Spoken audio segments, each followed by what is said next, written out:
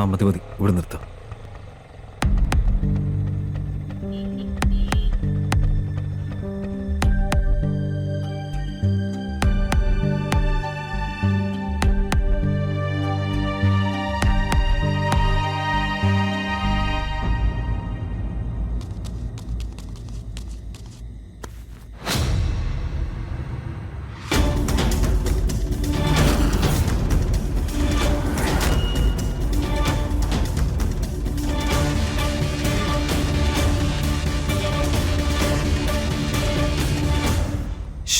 മിണ്ടല് മിണ്ടല്. സൂരജ് ചാച്ചൻ കല്യാണം കഴിച്ചു.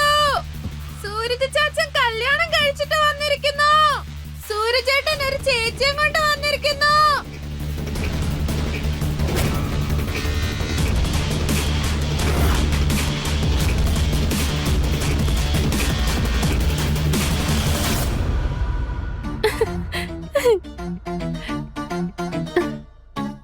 ഇന്ന് എന്റെ ഭർത്താവിന്റെ വീടൊരു സ്വർഗമായി. നല്ല കാര്യം.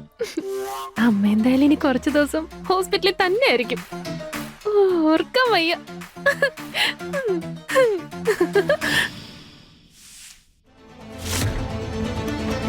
നീ എന്നാ ഇനി എന്നെ നിന്റേതായി കാണാൻ പോകുന്ന? പക്ഷെ എനിക്ക് എപ്പോഴും നീ എന്റേതായി കഴിഞ്ഞു.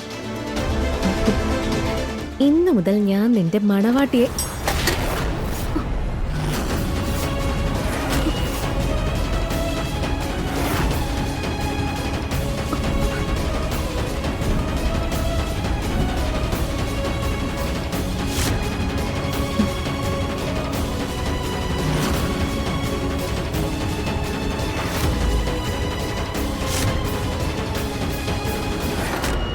സൂരജ് ചേട്ടൻ കല്യാണം കഴിച്ചു.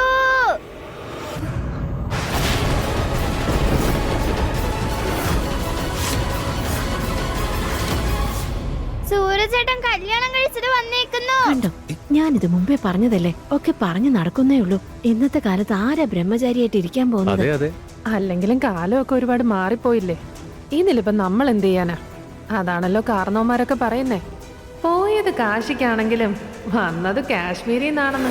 ദേ നിങ്ങൾ കാണുന്നുണ്ടോ? എന്താ സൂരജിന്റെ കല്യാണം കഴിഞ്ഞെന്നോ? അതും ഇത്ര പെട്ടെന്ന്?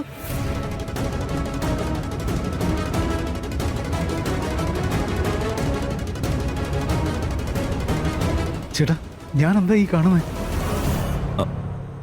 അതെ, നീ ആദ്യം ഇതിൽ നമുക്ക് ആവശ്യമുള്ള പൈസ ഉണ്ട്, ഇത് ആദ്യം കൊണ്ട് ഡോക്ടർക്ക് കൊടുക്കുക. ഓക്കെ, ചേട്ടത്തിയുടെ കാര്യങ്ങൾ നോക്ക്. ഹോസ്പിറ്റലിലെ കാര്യങ്ങൾ ഞാൻ നോക്കിക്കോളാം.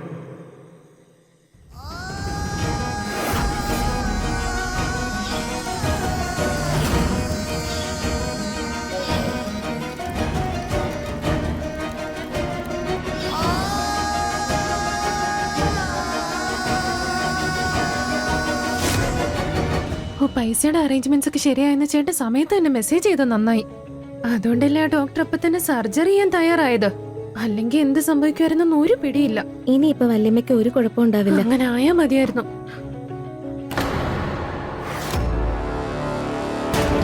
എന്താ അത്?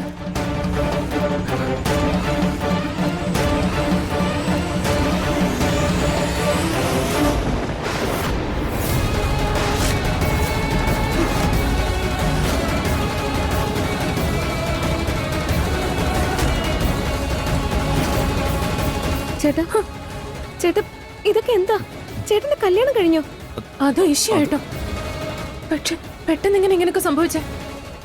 എനിക്കിതൊക്കെ ഒരു സ്വപ്നമായിട്ടാ തോന്നുന്നേ. കാവ്യ, നിന്റെ പ്രിയപ്പെട്ട അനിയൻ ഇത്രയും നല്ല ബ്രഹ്മചാരി ആയിരിക്കുമെന്ന് ഞാൻ കരുതിയില്ല. പോട്ടെ, എന്തായാലും നല്ല പെൺകുട്ടിയെ തന്നെയാ തിരഞ്ഞെടുത്തിരിക്കുന്നത്. ഹലോ, ഇങ്ങനെ കണ്ണും വിളിച്ച് നിന്നാ മതിയോ? ആ പെൺകുട്ടിയെ വിളിച്ചോണ്ട് അകത്തേക്ക് പോ.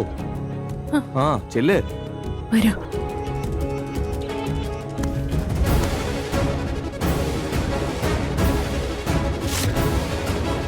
അതെ, എല്ലാരും ഒന്ന് മാറിക്കേ. ഹലോ, നിങ്ങളിങ്ങനെ ചൈനയിലെ വൻമതിൽ പോലെ നിന്നാൽ ഇവരെങ്ങനെ വീടിനകത്തേക്ക് പോകും? അല്ലെങ്കിൽ ഇവിടെ നിന്നിട്ട് എന്ത് കാര്യം? കുടുംബത്തിന്റെ കാര്യം അല്ലെങ്കിൽ പോവാം. അവരെന്ത് ചെയ്യട്ടെ, നിങ്ങൾ വായിച്ചു.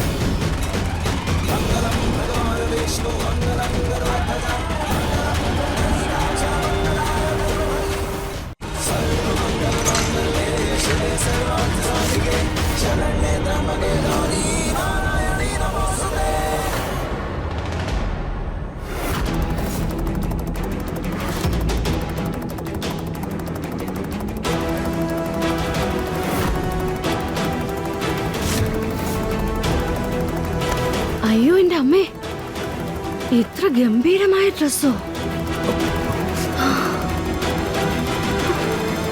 അയ്യോ ചേട്ടത്തി, ഹേ ചേട്ടത്തി, അതൊക്കെ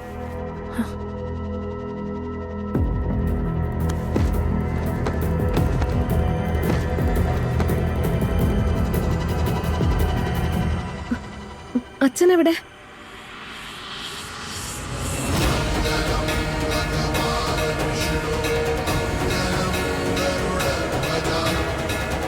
വരൂ, അകത്തേക്ക് വരൂ.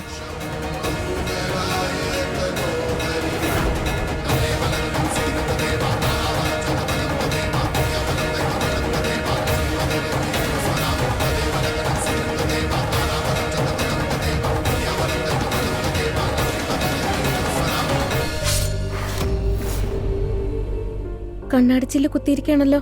ഇത്രയും മുറിവ് പറ്റിയിട്ടും വേദനിക്കുന്നൊന്നുമില്ലേ?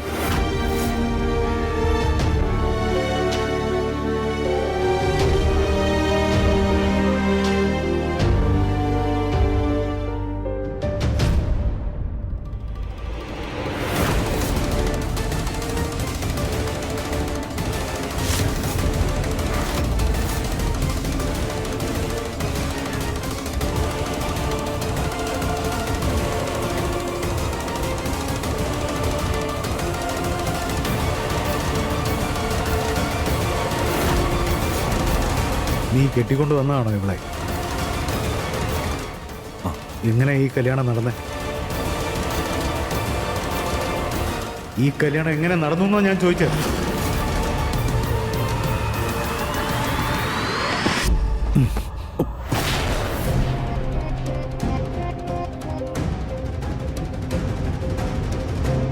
സത്യം പറയണം, ഈ കല്യാണം ഈ പെൺകുട്ടിയുടെ സമ്മതത്തോടെയാണോ നടന്നത്? സത്യമേ പറയാവൂ.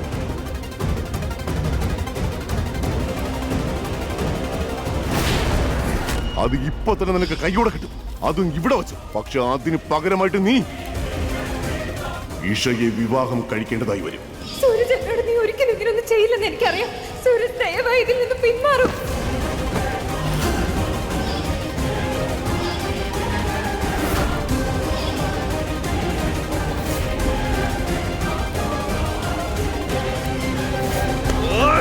അല്ല,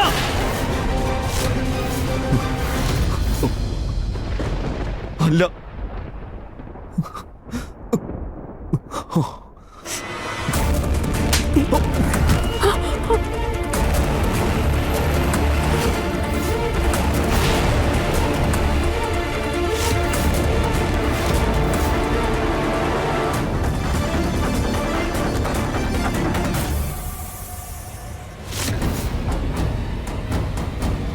അപ്പൊ ഞാൻ സ്വപ്നമല്ലേ കണ്ടത്?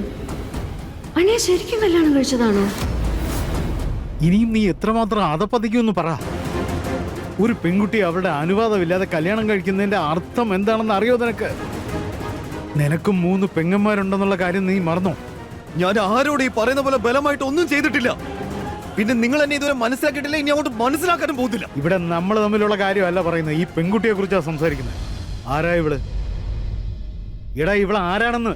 ഇതെന്റെ ബോസിന്റെ മകളാ ഇഷ. സാർ ഇവളെ വേറൊരാൾക്ക് കല്യാണം കഴിച്ചു കൊടുക്കാൻ വേണ്ടി തീരുമാനിച്ചതാ. പക്ഷെ ഇവളതിന് തയ്യാറാവാതെ സാറിനെ എതിർത്ത് നിന്നു. അതോടെ കല്യാണം മുടങ്ങിപ്പോയി. അങ്ങനെ സാറിനെ ഇൻസൾട്ട് ചെയ്ത ദേഷ്യത്തിന് എന്നോട് ഇവളെ കല്യാണം കഴിക്കാൻ പറഞ്ഞു. ആഹാ, അയാള് വിവാഹം കഴിക്കാൻ പറഞ്ഞു, ഉടനെ നീ എങ്ങ് കഴിച്ചു അല്ലേ? മുതലാളി പറഞ്ഞാൽ എനിക്ക് ഒന്നും ചെയ്യാതിരിക്കാൻ പറ്റില്ല. അതുപോലെ വലിയമ്മയുടെ കാലിന്റെ ഓപ്പറേഷൻ എനിക്ക് പൈസ വളരെ അത്യാവശ്യമായിരുന്നു. അതുപോലെ ആ പൈസ മുതലാളി കല്യാണം കഴിഞ്ഞ ഉടനെ തന്നെ എനിക്ക് തരുകയും ചെയ്തു.